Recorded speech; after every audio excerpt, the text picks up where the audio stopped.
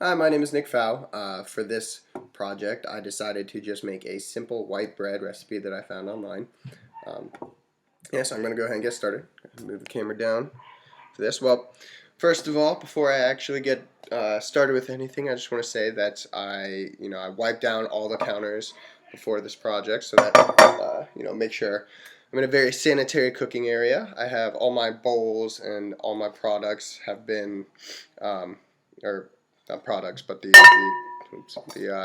glass has all been washed and warm and sanitized water, and my hands obviously have been washed with soap and everything, just to make sure we're not spreading any bacteria. Um, so to go ahead and get started with this, the recipe calls for 3 cups of warm water, which I have right here to be added into the bowl. All right, I'll talk a little bit in a second why we added the water first of all. Um, then it says to go ahead and add the yeast. And I'm using the active dry yeast into this, and it tells me to go ahead and stir until it is dissolved. Now, yeast has a very important role in the making of bread. It's actually a living organic um, organism that's when mixed with sugars and the flour and the water, it actually, as it feeds on the glucose, I'm sorry, not on the glucose, but on just the simple sugars, the the yeast produces carbon dioxide, which um, creates the air bubbles in bread and gives rise to the bread and actually gives it structure as well. So I'm going to go ahead and just finish stirring this in just a second. Alright, looks like it's all the yeast has been dissolved into the water. The next step is to add all of the other agents. Let's see, right now I'm going to add the sugar. And the sugar is going to work with the yeast and the bread so that the yeast can actually feed on those simple sugars.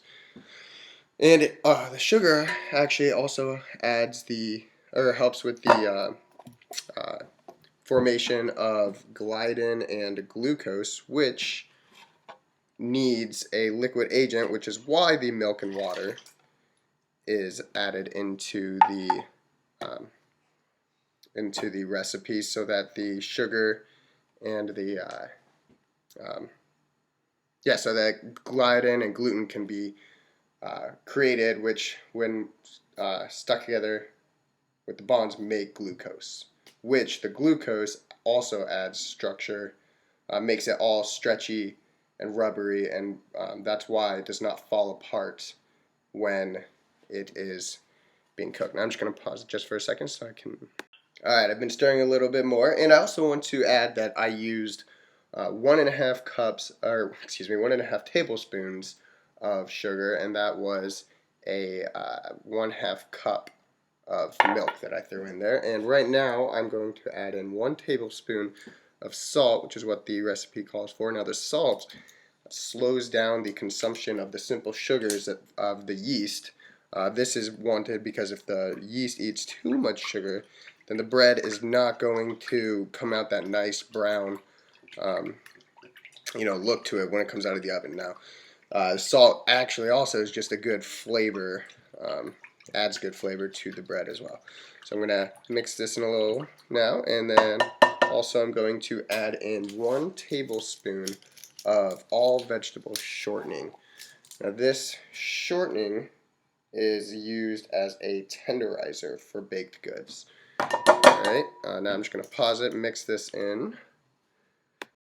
Alright, for consistency, I'm actually going to be using a bread hook while I mix the flour in. Now, right now, I've got all-purpose, just bleached flour, which is what the recipe calls for. Well, I chose bleach just because it's cheaper, and I'm a college student on a budget. And the reason we use all-purpose flour is because it has more proteins in it than something like cake flour, which cake flour would be a lot more crumbly. It doesn't give as much of the kind of the rubbery texture of the structure. So I'm going to slowly just pour this into the bowl and let it be mixed in for a little until it gets to a rubbery texture, and then I'm going to test it with the window pane test, which I will, when this is done, I will show you. Alright, I'm actually going to show myself pouring it into it just kind of for consistency's sake. Just going to go nice and slow.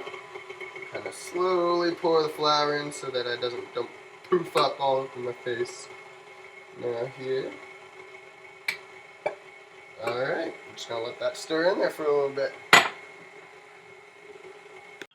Okay, so I've been kneading, after stirring the bread for probably about 7 to 8 minutes, I took it out, put it on a floured board, and I have been kneading it endlessly for what seems like a long time, but really about 10 to 12 minutes. I probably could have added more flour when it was stirring, but it's become a nice rubbery consistency. I'm actually going to do something called the window pane test. Now this will tell if we're done kneading it. So what we're going to do here is tear off a bit. We're going to use our thumbs to kind of spread it out, and we're going to hope that it becomes a little see-through in the middle as opposed to falling apart. And there we go. So the light is able to pass through it without it falling apart. Just kind of throw that in. So now that means that we are done kneading the bread.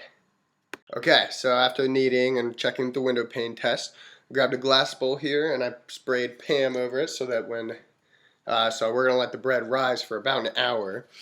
And so what we're going to do here is put it in there, kind of get it all like that, and then flip it over so that the buttered side is up and the bread is fully covered in Pam, or the bowl is fully covered in Pam.